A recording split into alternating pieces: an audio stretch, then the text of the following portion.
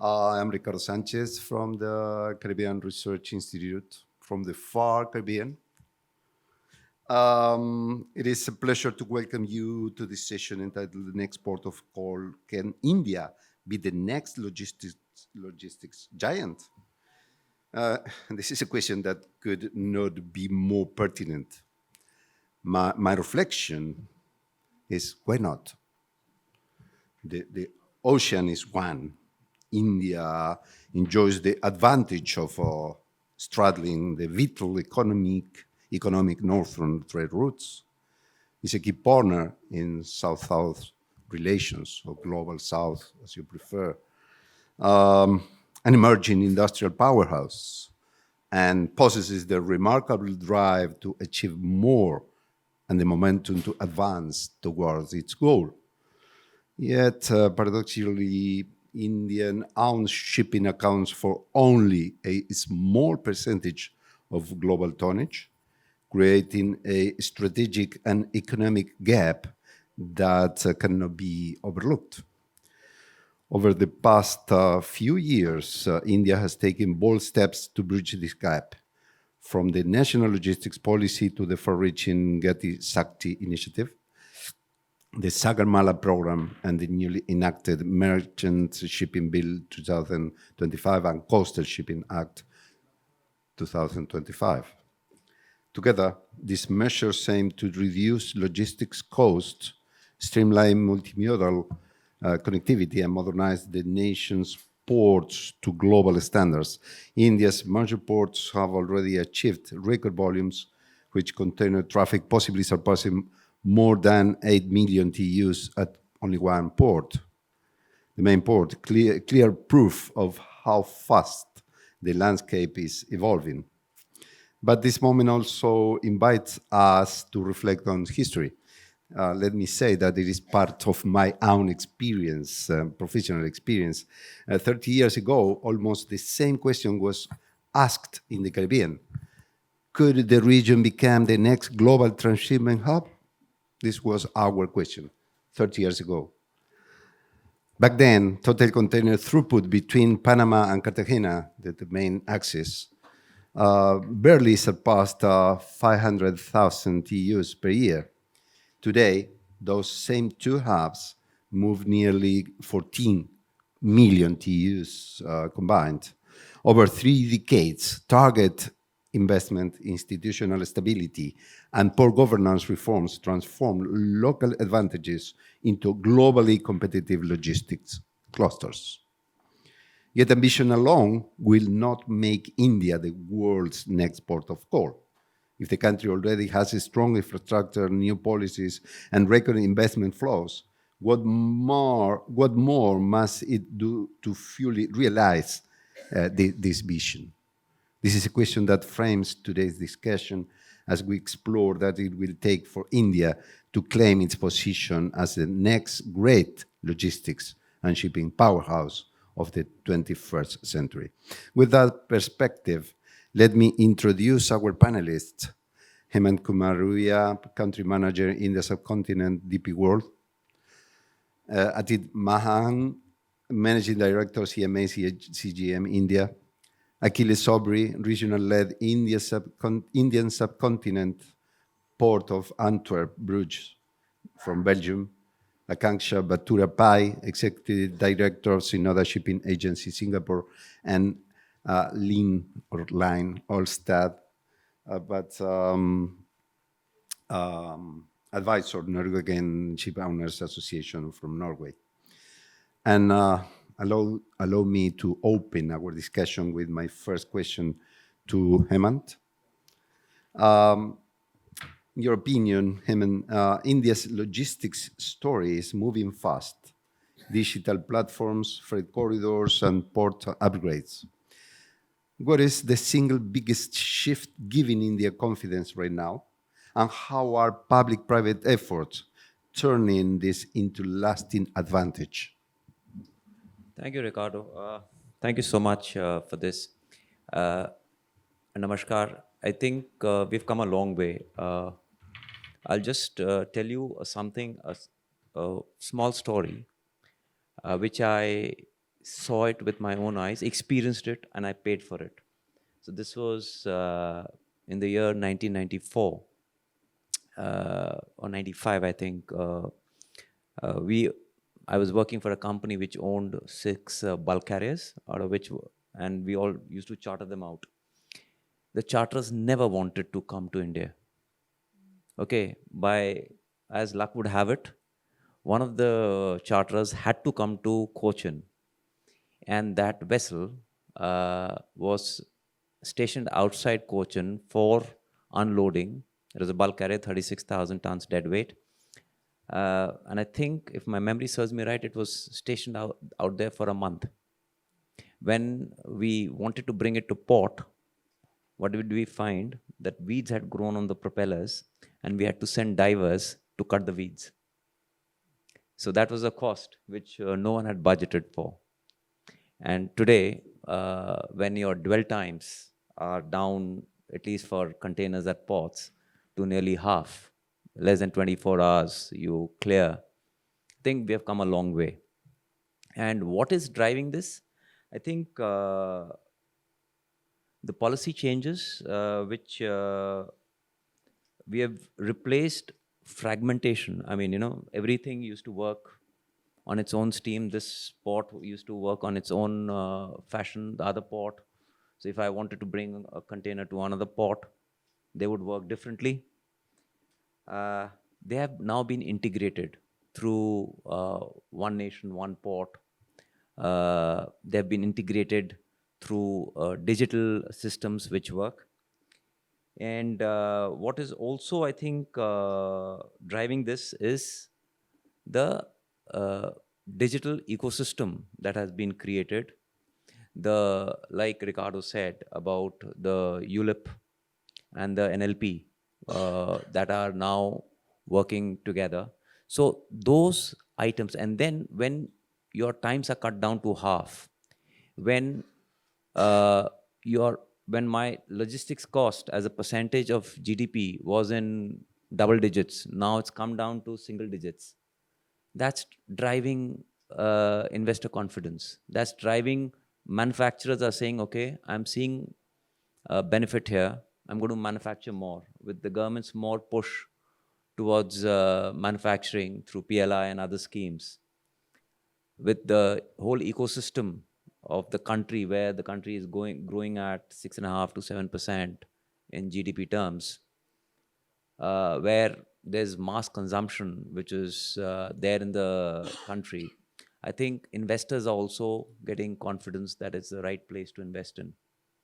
So all in all, I think all the three systems, all the three things put together, which is integrated policy and planning, uh, digitalization, and then lastly, this whole maritime development fund and the interest subsidies that the government has come out with, they are going to change the whole ecosystem and will drive the investor confidence, which is so necessary to deliver this.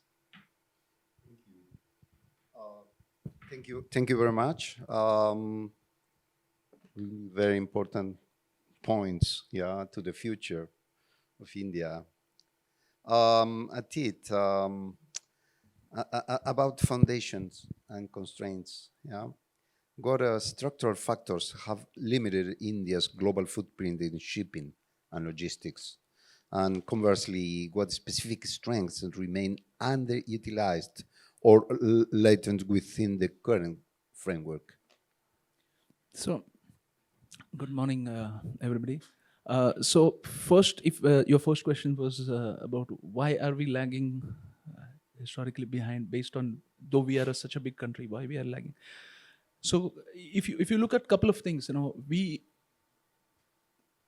have been, since our independence, one of the factors was infrastructure upgrade was something which was wanting, and that is something which has limited our current means. If you look at the current status, things which are happening now is going to propel us to future, but at the current status, infrastructure gaps, and the fact that only 10% of the service providers in the logistics is coming from organized sector and everything else is unorganized, actually was a limiting factor. The second thing is the modal. If you look at the modal balance, almost 66% of the logistical movements are happening on road. And then the next is rail. And then, though we have rivers, we still don't have a very strong ecosystem of doing inland waterway movements. So, not having a proper modal mix has also kept our cost high. Okay, and then definitely what you see recently since December 2023, where there is a very specific focus on maritime and logistics sector, and you have seen some regulatory frameworks which have been worked on, which were absent earlier, and that is what made us where we are today. But if you look at what is the potential of what India can be, if you look at the geography, we are exactly in between. If you look at from east to west, the main trade lanes which are going on, we are exactly on the crossroads there, which make it possible, and geographically it becomes very enabling. The government initiatives which are going on today, so that is something, because since December 2023, there is a maritime vision which has come in, and recently, couple of months ago, if you see, there have been a lot of initiatives which have come, and there is a lot of budget allocation which has happened to the maritime sector. So all this, and then the digital framework. So one thing on the port side, the government is working on one country, one process, one port, one process policy. So that is something which is also going to help us, and the digital transformation, which is anyway improving the ecosystem. So we have a potential, but I just explained why we were a bit behind earlier. Thanks. Okay, thank you very much. Up to now, we have the opinion from Port from India, but now I think we have the opportunity to hear Akanksha. She's from Singapore, from a shipping agency. Then it is other point, a very interesting point of view from abroad. Yeah. Then Akanksha, in your opinion, what is the role of that technology and data transparency play to increase logistics competitiveness? Thank you. Thank you for the question. Thank you for having me. Good morning, everyone. So I feel very honored to be representing a non-Indian stakeholder in this discussion, and I will not be as bold as to assume that I can teach India a thing or two, not at all. But I'm going to share from my perspective, from industry side and from the Singapore ecosystem, what we have been doing to keep up with the rapid changes that are happening in the logistics and supply chain ecosystems. So I'm going to structure your question was very encompassing, and as I said, if we can answer these questions here today, then there's no need for us to come back ever again. We've finished it. But I'm going to try and structure the answer into three parts. So you asked for the tech, what role does tech and data transparency and digitization and all of these things, how do they play a part? So there are three main things that I feel will help if you integrate data and transparency to make yourself a stronger ecosystem, a logistics ecosystem. One is the main word which we've been talking about, digitization. The ecosystem has to be strong. So it's not just you have to become digitized, but you have to ensure that the stakeholders you are communicating with are as strong as you are, because you're only as strong as the weakest link in this supply chain. And a minute saved at shoreside is lost 30 minutes at sea, the whole thing doesn't add up. So that is one thing. So the frameworks have to be harmonized, and you have to work in tandem with your stakeholders to increase everyone's digital literacy and usage. Number two, the regulatory consistency and having a strong public-private partnership.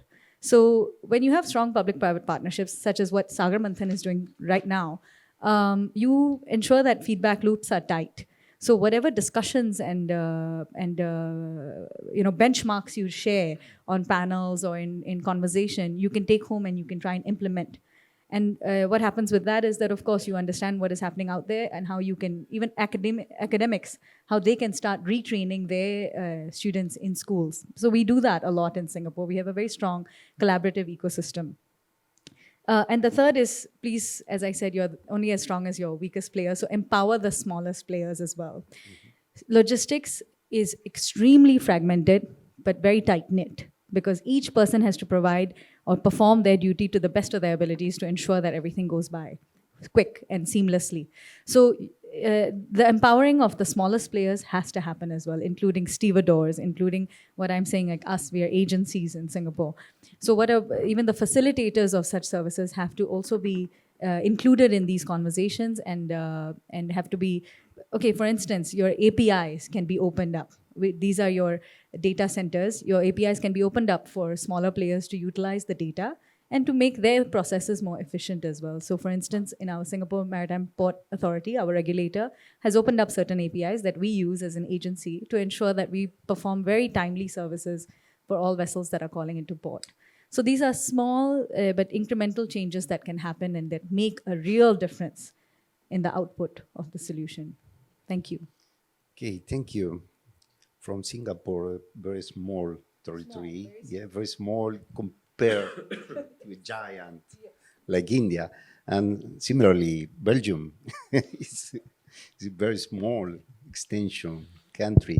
And Achille, in your opinion, coming from Belgium but involved in this subcontinent, in your opinion, can India rapidly transform its port infrastructure into full-fledged port city ecosystems where logistic, manufacturing, finance, etc., operate in synergy?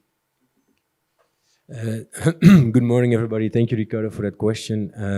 As Akansha said, who am I to teach anything? Who am I to teach a giant as India? From a small perspective, from Flanders, but we have, of course, our track record as Port-Aventure Bruges. On your question, it depends on what is defined as an integrated port city, because in Europe we don't have that same terminology. And we have the port authority, the port community. The port community exists of concessionaires. We are the landlord, and within that port community, we work together to combat challenges such as energy transition, but also, let's call them simple challenges such as bottlenecks or congestion. So it depends on the definition. I think India is a rather young democracy.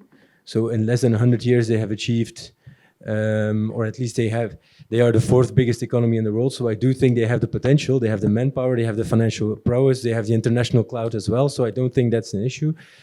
The question will be, I think I saw it yesterday in the exhibition center as well, is that 20 new port projects are popping up in Gujarat. I saw many others in Andhra Pradesh as well. You already have established ports such as JMPA, Mundra, for example, from the Adani Group, also on the East Coast, Kolkata, who is servicing the whole Northeast. My question is, and I probably know the answer that the Indian logistics partners will give, but aren't we killing our own growth by building too many port platforms? Because at a certain point, you only have as many logistics players. You only have as many shipping lines. They will only grow. They won't go. They won't become more MSCs or MERS. So at a certain point, we have to avoid that. We are killing our own growth. So I can't give you a very defined answer to that question. I do believe India has the potential. Again, they have the partners. They have the whole international community is looking at India. So. It can become, or India can become, the next port of call, but yeah, it has to make sure that it doesn't want to go too fast or start running when they have to walk. That is maybe my 2 cents. Okay, thank you very much. Then Hemant, again, India trades at a scale but owns a small slice of a global fleet. Which 2 or 3 moves can quickly boost Indian flag capacity and shipbuilding? And where can industry partner government to make it happen faster? Thank you, Ricardo. I think, look, I think we are what 1.3%. The Indian flag vessels carry 1.3% of the capacity. of the global tonnage, and which is insignificant compared to the kind of trade that we do. So it's imperative that, I mean, it's a no-brainer that the Indian flags vessels have to go up. I think two things, at best three things, that can be done uh, to kickstart this, or to kickstart it in a faster fashion, would be financial incentives, legal, and obviously participation from the industry. I mean, I think financial incentives, you have the Maritime Development Fund now coming, you have the shipbuilding interest subsidy, which is now come. These two will definitely help. The legal infrastructure is also now, this year itself, we have the Merchant Shipping Bill and the Indian Ports Act, which has come. And they've, I guess one of them is a 117-year-old act, which has been replaced. So from that perspective, I think the legality is also now getting into, where we are trying to go over the hump there. What I think the industry should also do is, basis these two, they should also come to the party and build things like the shipbuilding capacity, which has to be done. Instead of sitting and doing it somewhere, it should be linked to the whole ecosystem, like we spoke earlier, where they're adjacent to the ports. So what will happen is, you're creating a whole ecosystem around the ports, where even the inputs for the shipbuilding will come in. So that whole ecosystem will help shipbuilding, and consequently the Indian flag vessels will increase. And and lastly, I think what we can further do is, when you create this whole ecosystem, like we have created this dry docks in Javza, right? A similar thing, if we can copy here, and which we are doing, by the way, I think it'll be really, really helpful for the Indian flag vessels to go up. Thank you.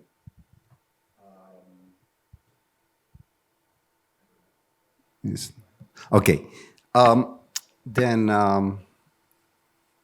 Atit, in your opinion, because you are part of a top 5 global shipping line, what do you think? So I'll talk from the point of experience, because on both these aspects which you talked about, whether it's shipbuilding and flagging of vessels, we are the pioneers. What we have done is, since April, we have flagged almost 3 vessels in India as Indian flag, and the 4th is going to be flagged next week.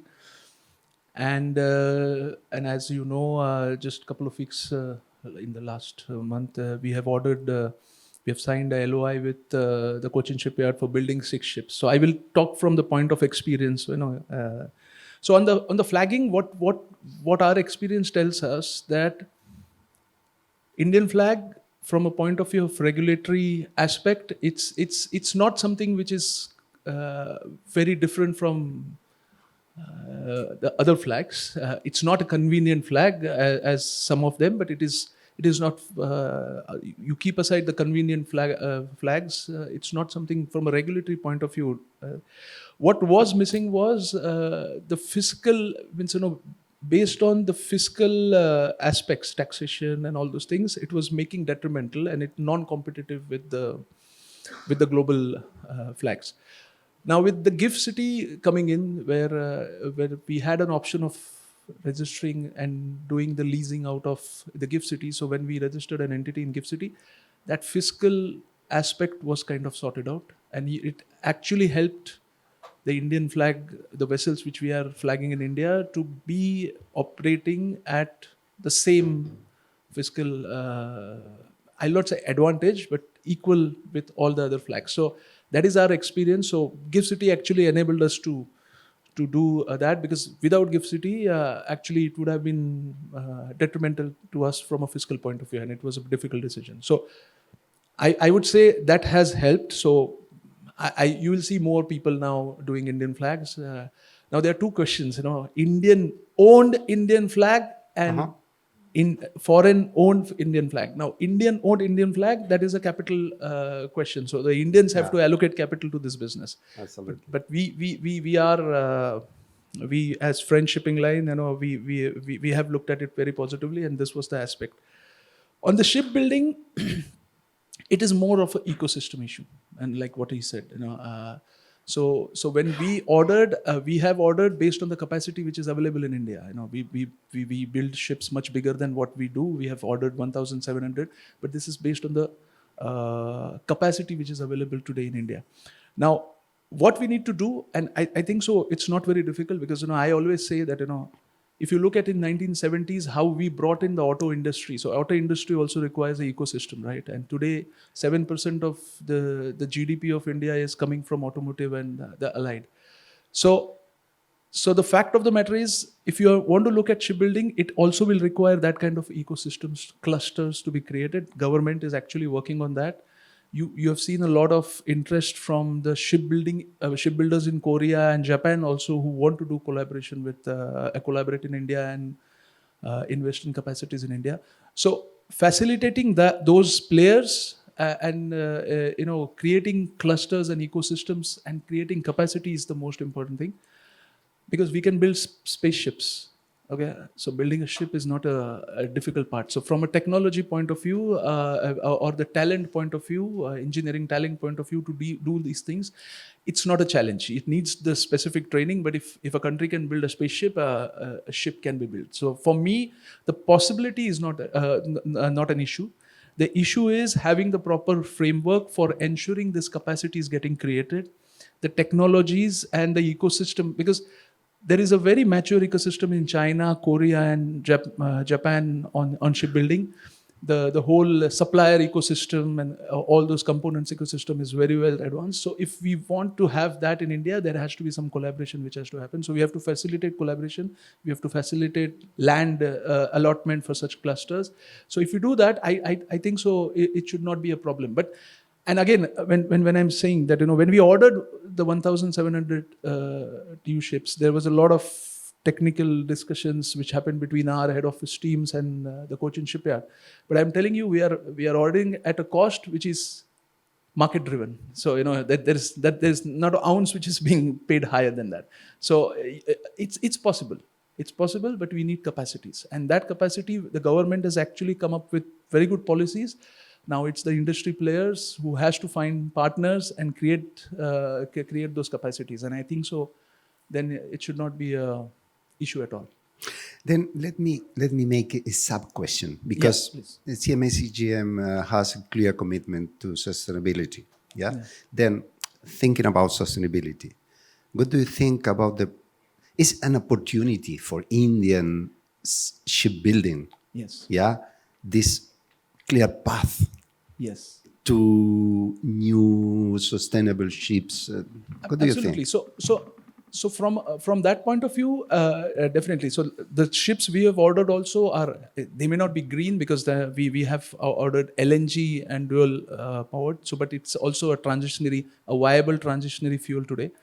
But definitely when we will build this ecosystem, and today if you look at, even I'm talking more from a container industry point of view, you'll see the large part of container orders which have been given even in China, Korea or Japan, it's all green or transition ships. So very few ships are ordered with the conventional bunkers. So any demand in the future which is going to come is going to be requiring that kind of a technology which has to be developed. So India, when it develops its clusters capacity, it has to definitely develop from this point of view of building these new types of ships. So I think so it's going to come automatically, because the demand is going to be based for that. So okay, thank you. Then let me take a part of your response for the next question to Akanksha, because you talked about talents. Yeah. Then Akanksha, India has a deep maritime heritage. Yet, like many other global economies, it struggles to attract and retain young professionals. Yeah, from your talent engagement work, how can we build a modern, purpose-driven maritime workforce that matches India's economic ambitions? Thank you for a good question. I am very passionate about the youth space. I'm the IMO Goodwill Maritime Ambassador Emerita representing Singapore. So I've done a lot of championship for this on inclusivity and also to attract talent. And actually, it's really not as rosy or nice as it seems. There's a large part of it that comes down to visibility, understanding, and I know even in the ministerial dialogue they mentioned making it sexy. But, I find that word a little bit, well, but for lack of a better word, maybe that's the only one. So, we have so many competing interests that are happening at the moment. We've got three main things that the industry is dealing with. One is the race to decarbonize or to be more sustainable. The other is to digitize, to digitally transform all our ecosystems. And the third is capacity planning, the shortage in talent, the talent pipelines that are shrinking. So all three are competing interests, and they are also competing with other more interesting industries.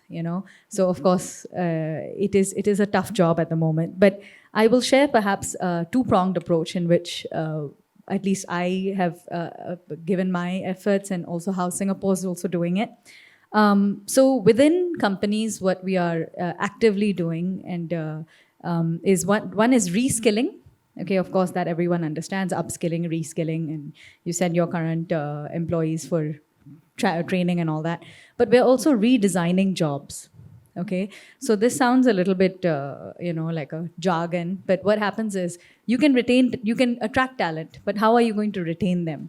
Now, I think Minister Ness also on the opening dialogue said that, okay, you can retain women, you can attract women, but how are you going to retain them based on the jobs, the actual day-to-day life that they have? So many people, not just women, have caretaking duties, responsibilities, and logistics is notorious to be a 24/7 job.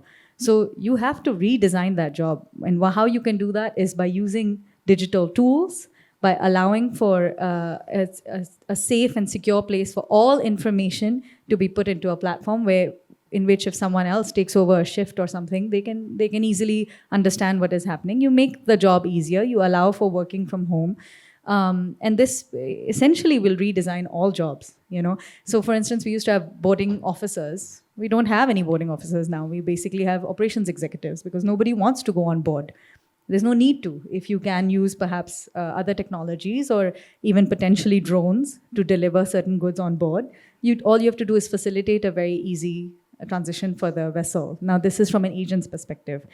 The second is, of course, this is what companies can do. And as an industry, there are a few things we can do. And I think all of us should try our best to put our own effort and time into these things as well. One is mentorship. Take on certain students or young professionals and mentor them. Mentorship doesn't mean you guide them to the next job, but there are basic things that they may not know how to do, how to interact with people, how to negotiate for their first job, or how to stay in the industry. The second will be to do peer-to-peer advocacy and championship, which is very interesting. Singapore has started this thing, which I am a strong proponent of, a maritime youth ambassador.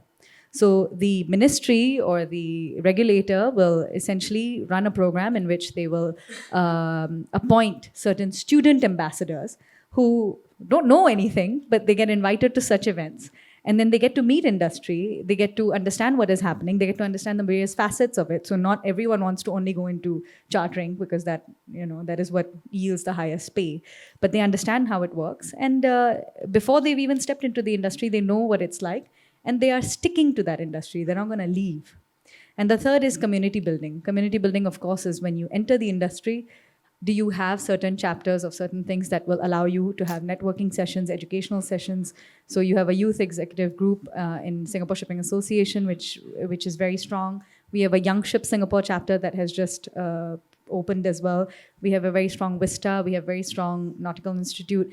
So these communities, they may sound frivolous and you may think that it's just networking, but frankly, they give you a place that you can ask your questions in a safe space and you feel more connected to the industry. You don't switch out after 2 or 5 years. And these are very practical things. So what I've shared today, perhaps because I come from a shipping agency background, are really practical ways in which you can make a difference right now, and which will lead to a ripple effect of you becoming 100% a more resilient supply chain and a better ecosystem. So thanks. Thank you. Thank you very much. Achille, taking advantage of your experience coming from a big and important port like Antwerp and Bruges, but thinking about India, yeah?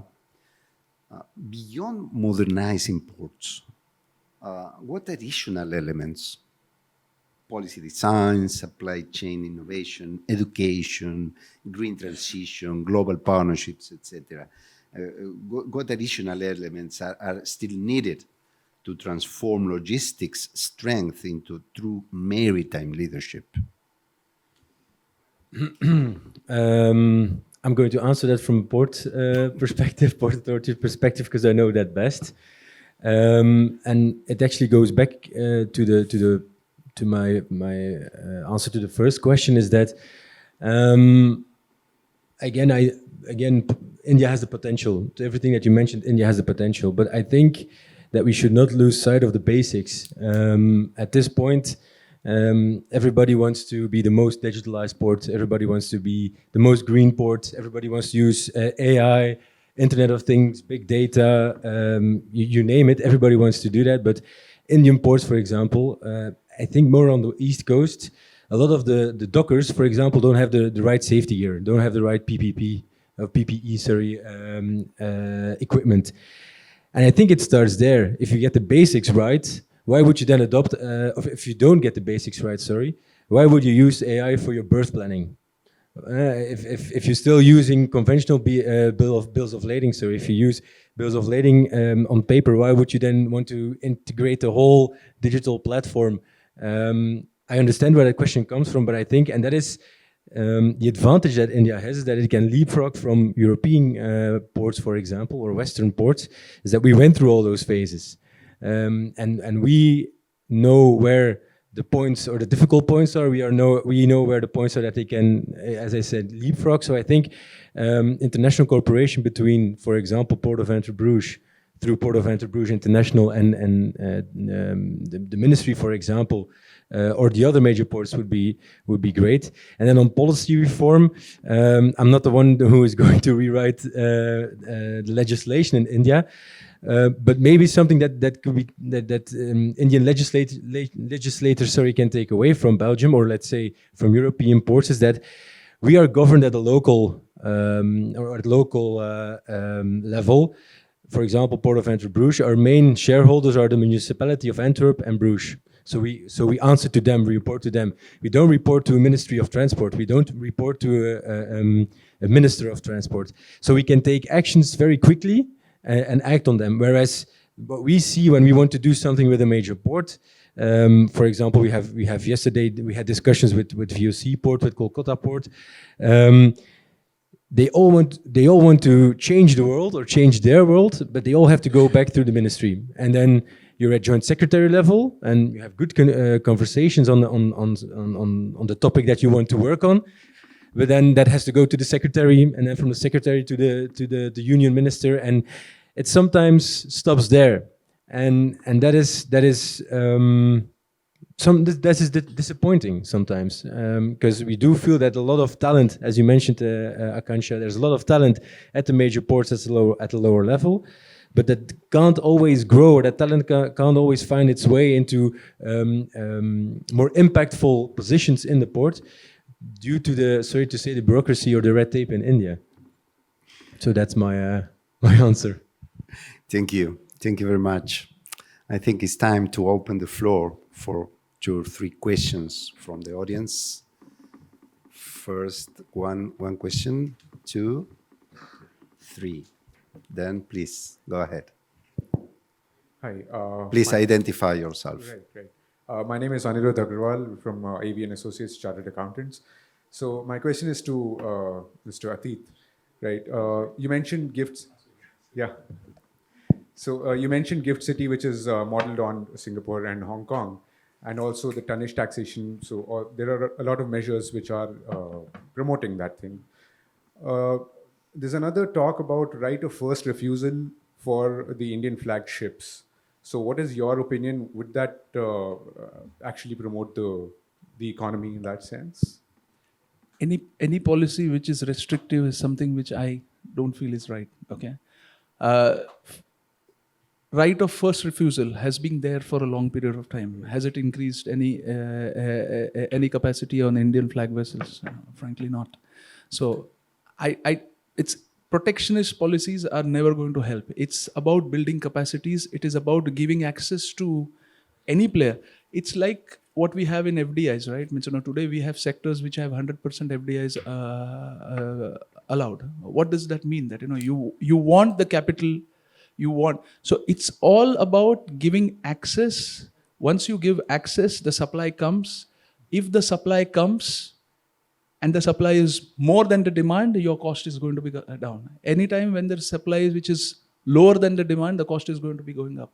So if you want to control the logistics cost, the main thing is attracting supply. Okay, so Indian flag can give regulatory control to the government of India when there is a crisis situation, and that is where I understand the logic of the need of increasing the Indian flag vessels. But the fact is, pushing that with some restrictive policy of first right of refusals and all, it's not going to be. It has not worked earlier. It has been there for a long period of time, and then that first right of refusal, when you realize that such supply doesn't come in, then there are some exemptions or exceptions which are done, and ultimately that policy doesn't make any sense. So frankly, if you ask me in any, it's not only about shipping. Anywhere, if there is a restrictive policy where you're a protective policy, it doesn't work. That's all. Thank you. Thank you. Next question. There. Yeah. Hello, sir. I am Soham Patil, an MBA student from Atlas University. So my question is, if India wants to build world-class ports and have the capacity for shipbuilding, many people have been talking about the need for integration and collaboration between the various countries to actually build this capacity. But if we look at the other way, where China is doing, China's approach is to have control in every sector. So basically the raw materials, they have the raw materials, they have the manpower, they have the manufacturing, they have the shipbuilding, and they are also in process of controlling the trade routes by acquiring various ports in different countries, such as the Hambantota port in Sri Lanka, the Gwadar port in Pakistan, the Djibouti port in Sri Lanka, in Africa, sorry. So how does this contradict to the approach that rest of the countries are taking? Because we see more than half of the shipbuilding capacity globally is China has that. So what approach should we adopt? The question is for the entire panel. Yeah. It's a geopolitical question which we are not experts of. To be very frank, what China has built is over a period of 3 decades. And frankly, what you're talking about today is the consequence of what they have built in the last 30 years. It's not that they have built it with the intent of doing what they are doing it.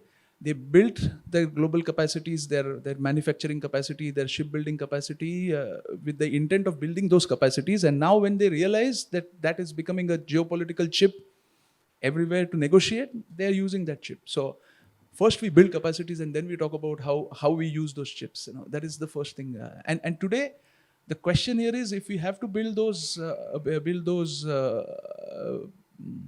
know-hows, collaboration is the best way to do it as soon as possible. So, and the rest, geopolitical, I don't have any. Thank you, Akhil. Yes, thank you for that question.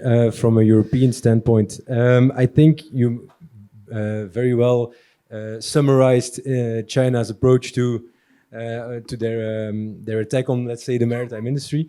But I think your company, Atit, the decision by CGM to order 6 new buildings at an Indian shipyard is a testament to how let's say Europe is viewing China, or how China is very aggressive in the sector. I think it's a very good step for India. I know, for example, Exmar is I don't know if you know Exmar, it's a Belgian LPG tanker company. They have looked at the possibility of building LPG tankers and LNG tankers in India. The issue there is that India lacks the technology to build these very specific vessels, whereas, with all due respect, container ships are quite straightforward, quite easy to build. So I think this is a first step, and again, what India has done over less than 100 years in terms of economic growth, I think they can do the same thing when it comes to shipbuilding and the maritime industry. So, but again, I agree with you, it's a geopolitical question, and I'm not a world leader, but that's my point of view, and I think we're going the right way when it comes to India. Thank you very much. Then the last. Sorry, just last point. Go ahead. You know, I am taking a cue from what Atit said. The question is, what is the input parameter and what is the output parameter? The input is that you start. The output will follow. Karmane vadika raste ma phaleshu katachana. So you have to start somewhere and leave the... So this, I'll explain to you later on this one. So this effectively tells, what happens is you have to start. I mean, your objective could be to win a F1 race, right? But you must have an engine first, and then will come the body, and then you will improve on the aerodynamics for you, and then you must get a driver who will be able to win that F1 race, right? So I think it's baby steps. And I think first we should get the thing off the block, and then possibly, as he said, who knows where we'll reach.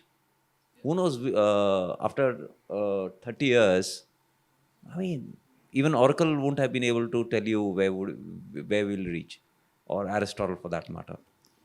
So it's an input-output combination, I guess. I can add something small to this. So I just want to share that geopolitically now the world is becoming more and more closed. It's becoming more and more trying to go into self-resilience. China's strategy in the last few decades has somehow come to play in a positive light in this geopolitical ecosystem at the moment. But that does not mean that that will be the right way to look at trade moving forward as well. So it remains to be seen how things will grow, but I fully agree with this. What you feed grows. That is essentially what this conversation is. So if India or whichever nation wants to focus on a certain aspect, it just needs to put in more resources into that aspect, and that is it. It will grow because they have enough resources for it. But it is just that, I graduated about 10, 11 years ago, and at that time, the world was increasingly globalizing. And now the world is shifting backwards. It's globalizing, whatever you want to call it. So what you have mentioned now is, it is just a policy that has somehow ended up working in their favor in the current ecosystem. But it doesn't mean that that is what will remain in the next 5 to 10 years. So it might be that it will, they'll fall on their face in that aspect. I don't know. Again, we are not world leaders, but it is just history is a cyclical aspect. So anyway, but the point is we just need to do our job, and that's what it is. Thank you. Unfortunately, we have not enough time for another question. Let me say that the debate on whether India can be the next logistics giant is obviously not just about volumes, vessels, or infrastructure. It is about whether strategic vision, policy coherence, institutional innovation can converge to transform potential into leadership. Then, please, our panelists, take the last minute or or less to your final remarks about our main question of this panel. Herman? I'm hopeful. I'm an eternal, hopeful person. So I believe that we will be able to cross the Rubicon and emerge and get our place in the sun, so as to say. Akanksha? I'll just share that we have to embrace innovation. That's my main thing, I think, with this. So famously, Henry Ford was asked, like when he made cars, he said, if I asked people what they wanted, they would have said faster horses. So sometimes you don't know where the world is going, but we have to embrace the idea of innovation as well. As far as I'm concerned, everything has already been said, but I think the potential is there. India should focus on itself rather than countries such as China or the US, and then the output will be there. I think so. All the ingredients are there. Now we have to cook it and make it happen. That is how it is. Thanks. Okay, obviously, this question of our panel today is not a question for 50 minutes. We need the rest of the day for talking, for multiple questions and answers, etc. But I think we made a very excellent use of time. Then I ask for applause for our panelists. And thank you very much. Thank you.